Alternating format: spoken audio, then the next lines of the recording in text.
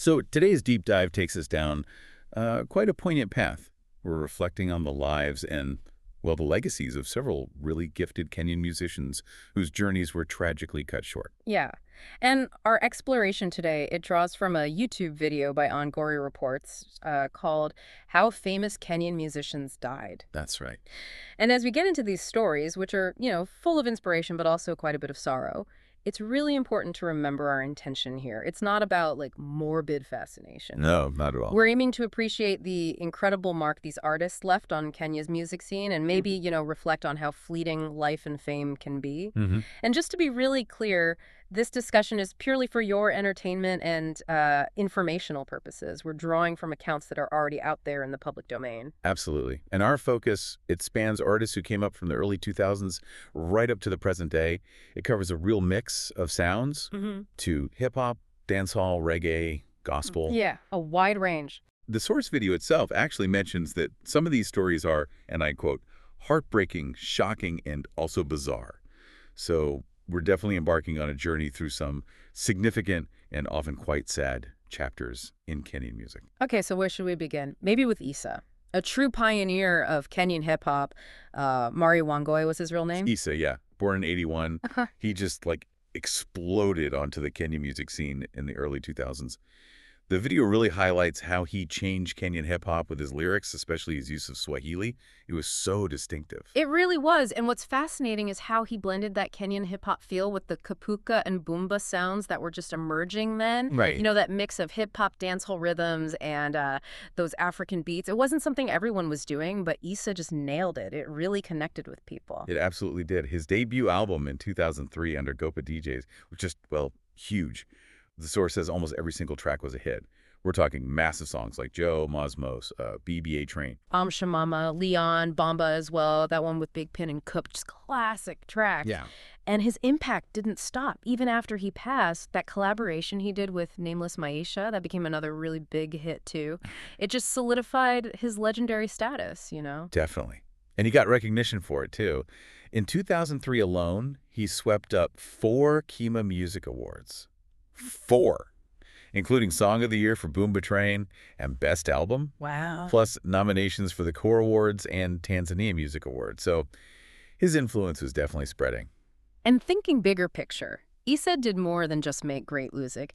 He pushed Kenyan hip-hop right into the mainstream. He showed that local artists could actually get international attention by being authentic, using Swahili, using Sheng. That local slang. Yes, Right, yeah. and English, too. It just clicked with a huge audience, especially young Kenyans.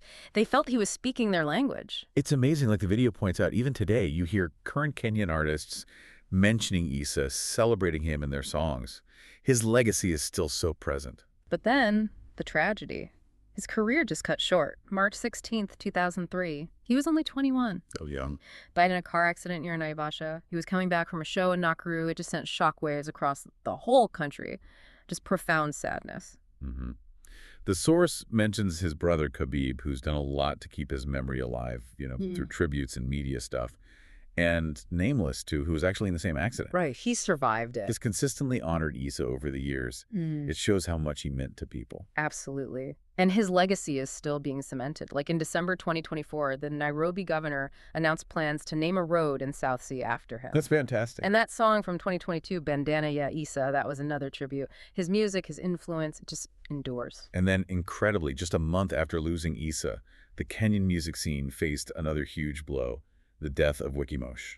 Wycliffe Me. Yeah, Wikimwos. Another giant from that early 2000s Kenyan rap scene. His style was so unique, his energy on stage. He really helped shape Kenyan dancehall and hip-hop. And that hit song, Atoti, with Gujadidi Maji Maji, unforgettable. Absolutely iconic. And you have to remember the context back then, like the video points out. Kenyan music was still kind of dominated by Congolese Lingala, Western pop. Right. A lot of artists were maybe trying to sound American or Jamaican. But Wikimwos, he came with something authentically Kenyan, and it just hit different. Yeah, it really did. Even though he was signed to Ogopa DJs, Atoti just became this massive grassroots hit. So many people feel nostalgic about that track. Definitely. He was part of that new wave, wasn't he? With Issa, Big Pin, Kupt. They completely revitalized Kenyan music. They raised its profile across East Africa. The source even says Nigeria, Tanzania, they respected Kenyan music back then. It's just saying something. Yeah.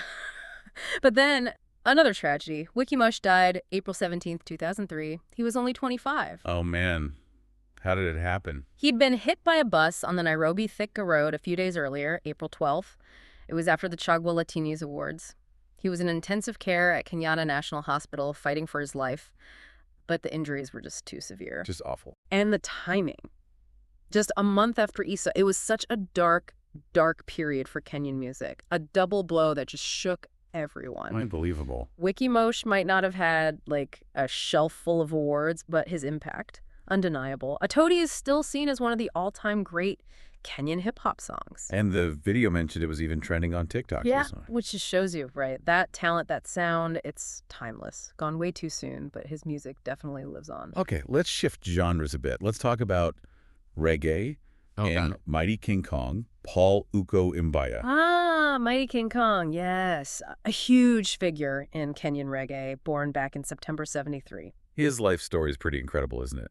The video talks about him being paralyzed from the waist down because of polio when he was a kid. Yeah, but it didn't stop him pursuing his music. Amazing resilience. He had a tough start, too. Dropped out of school after his dad died, was a street kid in Kisumu for a while, begging, then moved to Nairobi in '93 and started performing in clubs. It's amazing, that drive. DJ Son apparently helped him out early on.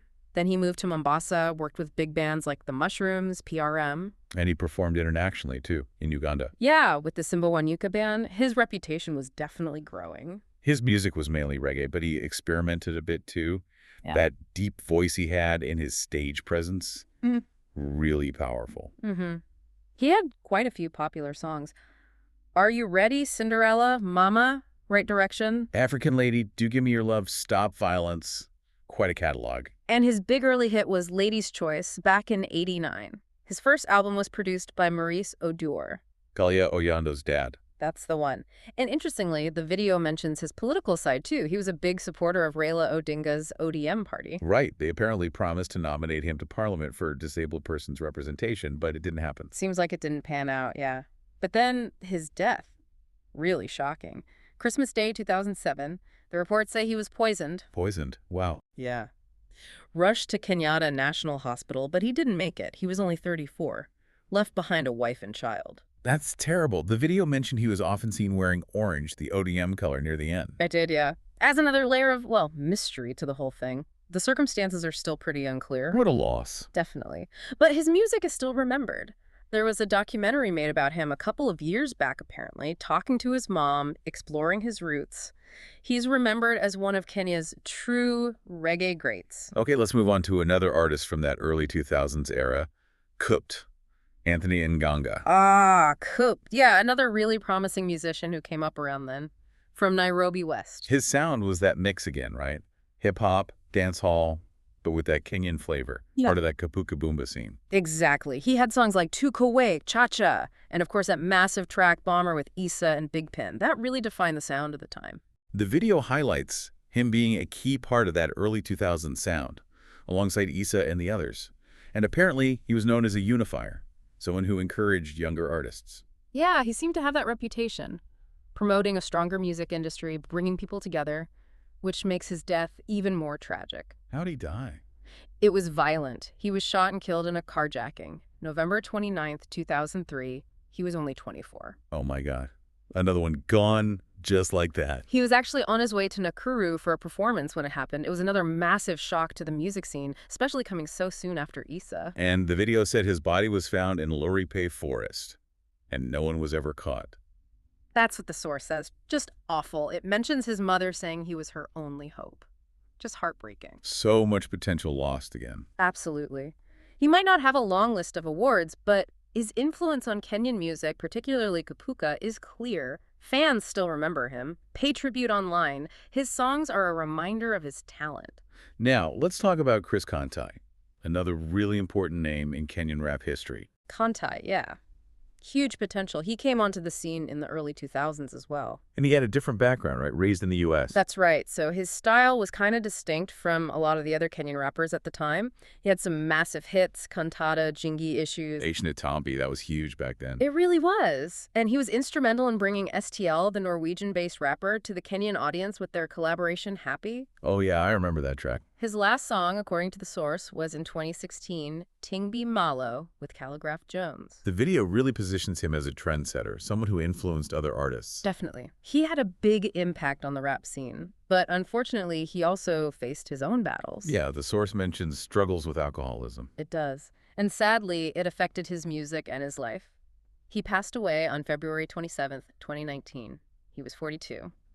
The cause was given as acute peptic ulcers. Another loss for Kenyan hip-hop. But his music, like you said, it's still there, a reminder of his talent. Exactly. And briefly, we should also remember Dry Gin and Frasha, the guys behind that massive hit, Monolly. Oh, Monolly, that song was absolutely everywhere. Clubs, football matches. It was an anthem. It really was. They had such great energy, great flow. You felt they could have gone on to do so much more. But their story ended tragically, too. Yeah, sadly. Frasha died after a fight in a bar, and then Dry Gin passed away later from alcohol poisoning. Wow, both of them gone. The voices behind one of Kenya's biggest football anthems. That's really sad. It is. A real shame. Okay, let's turn to some of the pioneering female artists. Layla, Jaren Wengu. Layla, yes. A really important figure, one of the first female rappers in Kenya to really break into the mainstream.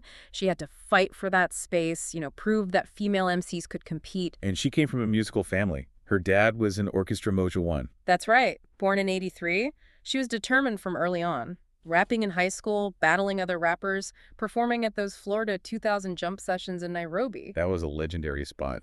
It was, and her big break came in 2001, connecting with producer Clore at Caliph Records, another key label. And she had hits like Juanita, Lovely Ladies, Man with Jim Watt. Yeah, and that collaboration with Pilipili Ukamona was big too. She just had this talent, this energy. Her fan base was growing fast. It really felt like she was heading for international success. It really did.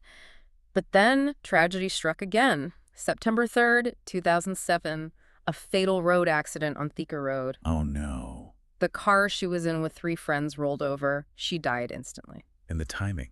Wasn't she supposed to fly out that same day? That same evening, for her first ever international concert in the UK. Just unbelievably tragic timing. A huge loss for her family and for the whole Kenyan music industry. Devastating. Okay, let's move towards the coast now. Ali B. Ali Kamisi Maluli. Ali B, yeah. A very well-known and loved figure, especially down at the coast. Born and raised in Mombasa, right? So the coastal influence, Terra, Bongo Flava, it was really in his music. Definitely. He rose to fame in the early 2000s with that massive hit, Maria. It was just an anthem everywhere. Absolutely. I remember that song so well. He had others too, like Bembeya. And he collaborated with Nyota Ndogo on Salali, which was also really successful, broadened his audience. And he tried politics too. Ran for MCA in 2017. He did, yeah. Unsuccessfully, but he gave it a shot. Sadly, we lost Ali B more recently, November 1st, 2023. What happened? He was receiving treatment at Coast General Hospital in Mombasa. He'd been suffering from pneumonia and high blood pressure. His death came as a real shock to many. Lots of mourning from fans and fellow musicians. Another talent gone. Okay, let's turn to the gospel scene now. Peter Cabrera, also known as Cabrera or Cabs. Cabrera, yes.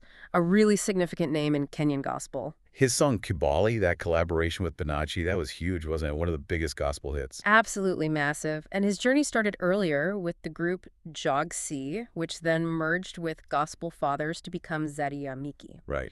He had strong solo tracks too, like Kaburi, Nisamehe, and Just Away with Mr. V. But he wasn't just performing, was he? He worked behind the scenes too. Yeah, that's important. He was a logistics manager at most sound events. They're the ones who organize the Groove Awards. He was really dedicated to helping gospel music grow in Kenya. And his death was so sudden and shocking. Incredibly shocking. He was electrocuted April 6th, 2014. He was only 30 years old. How did it happen? He was apparently working at his car wash in Nairobi. Just a terrible, tragic accident. And his wife was pregnant with their second child at the time. Oh, that's heartbreaking. It really is. But his music, you still hear it. It still inspires people. It shows the timelessness of, true gospel music. Definitely. Now, another giant in gospel, Angela Chibalonza. Angela Chibalonza, what a voice! Originally from Kondo, but she moved to Kenya in '96 and just became this huge name across East Africa. Immensely popular in churches, gospel events, everywhere.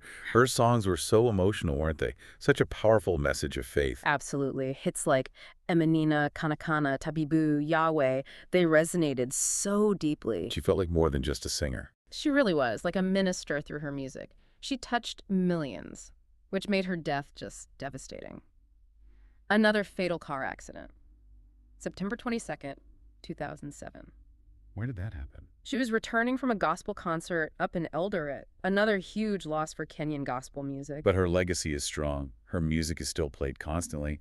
And her daughter, Angela Chibalonza, she's followed in her footsteps, right? She has. She's a gospel artist, too. It's wonderful to see that musical ministry continuing. Angela's impact really lives on. We also need to remember Emmanuel Mwachi, also known sometimes as Emi Kazge, though not the same artist we know today. Right, important distinction. Emmanuel Mwachi, another gospel star gone too soon. Congolese origin, but a Kenyan citizen.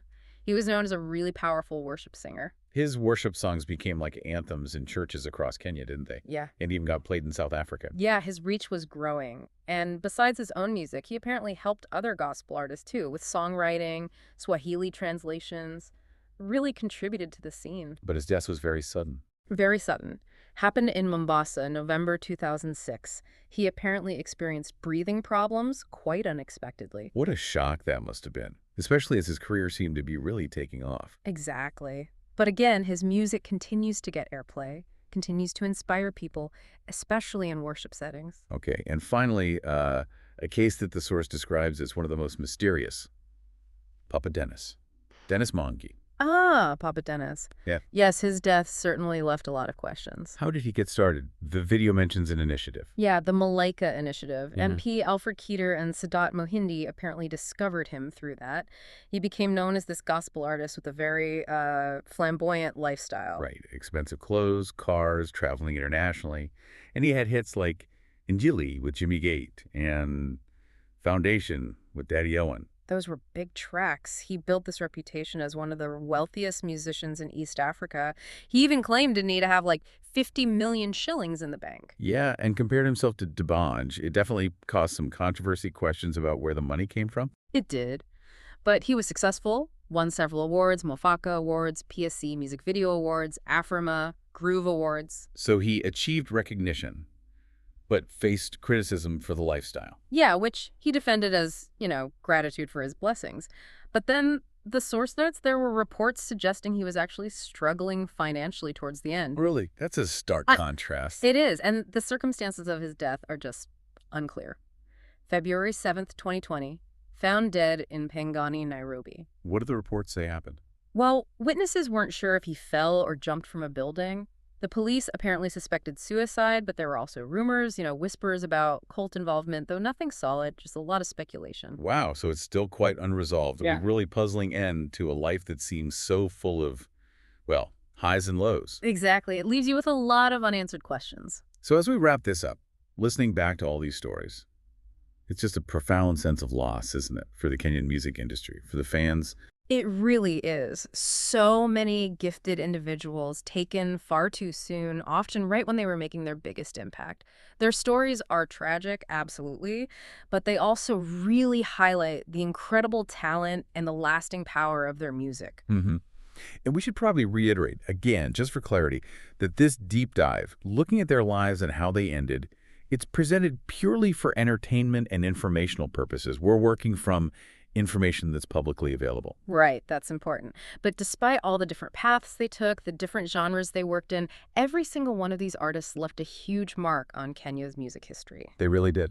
Their music is still out there, still being played, still connecting with people. It's a reminder of what they gave us. Maybe, for you listening, think about which of these artists, which of these stories resonated most with you. Their legacies, they definitely live on.